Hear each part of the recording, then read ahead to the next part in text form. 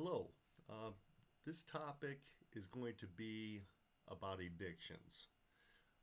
This particular course is in reference mainly to the concept of an eviction, how we try to avoid evictions at all possible.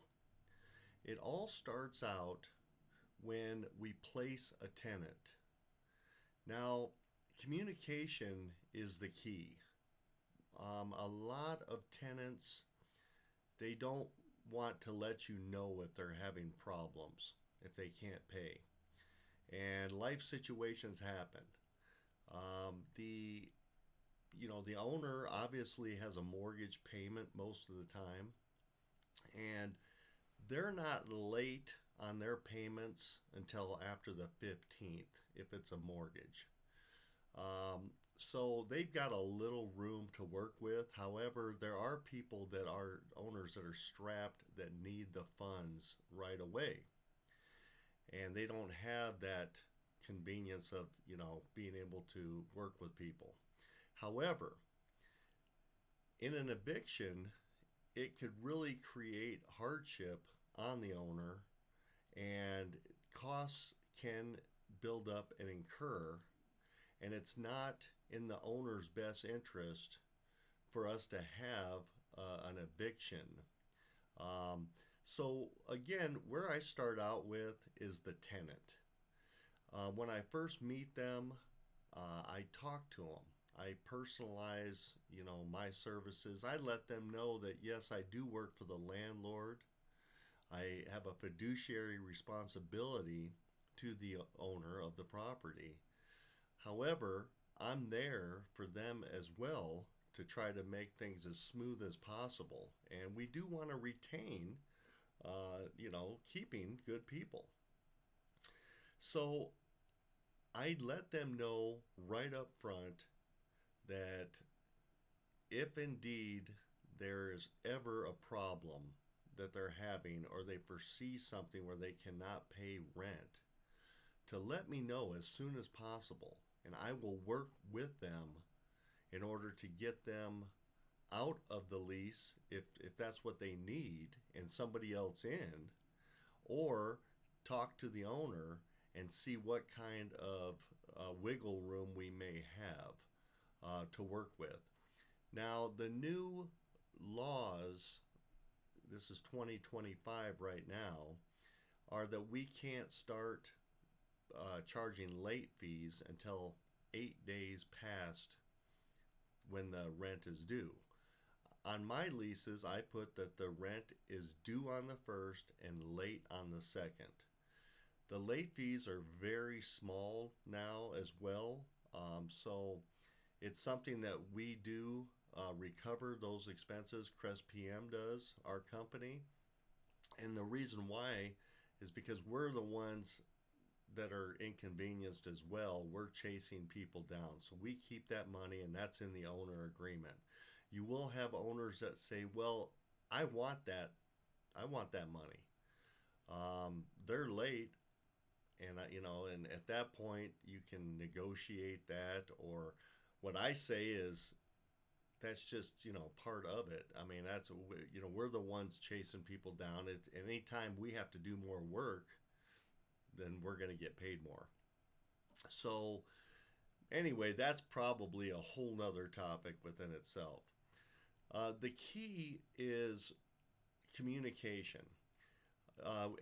If indeed we see that the tenant has not paid by the first, I usually wait a couple days, and then I have a blanket answer in the tenant package of I can just copy and paste and send an email and say, hey, what's going on? We haven't received your rent.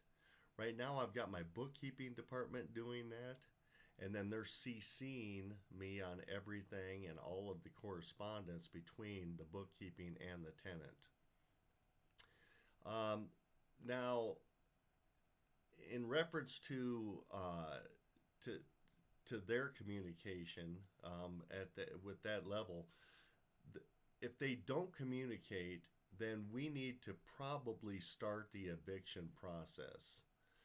Just because we have to do our due diligence for the owner and look out for the owner's best interest.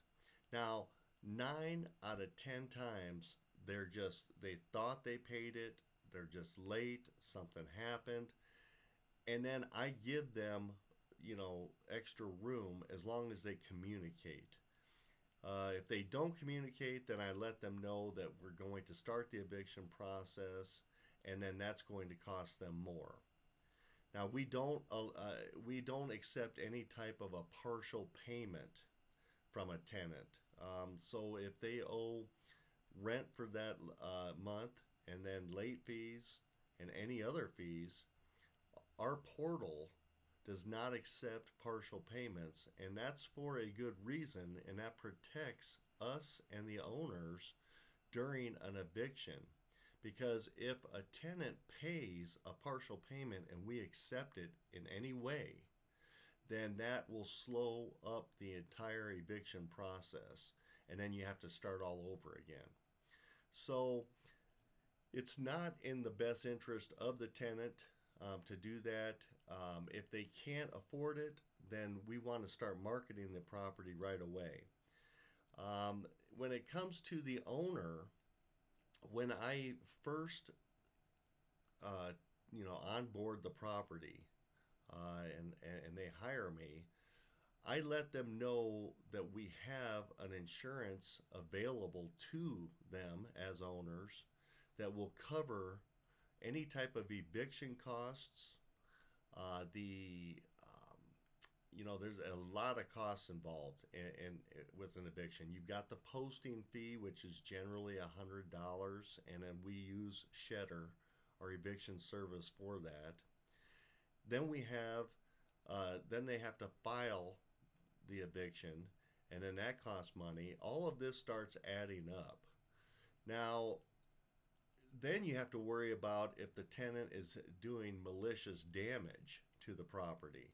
And sometimes they're mad, they don't want to pay, they may try to destroy the property. I've seen that before. I don't understand why they do that, especially if you haven't done anything wrong to them, but it happens.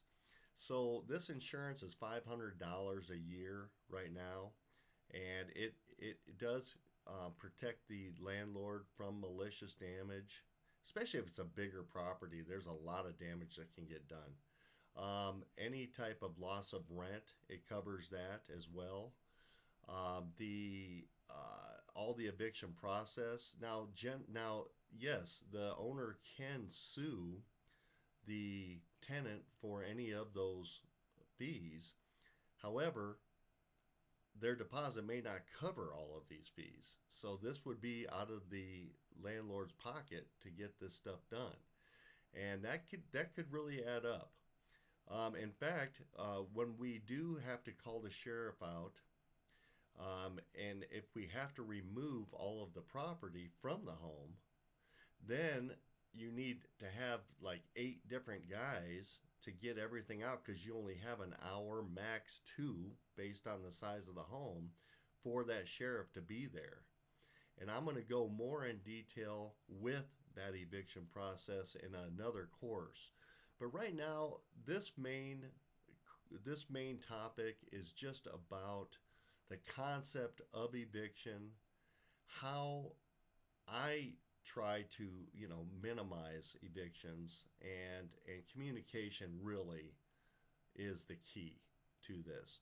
And so with that said, I'm going to go ahead and end this particular course, and then I will be talking more in depth on evictions in other courses. Thank you.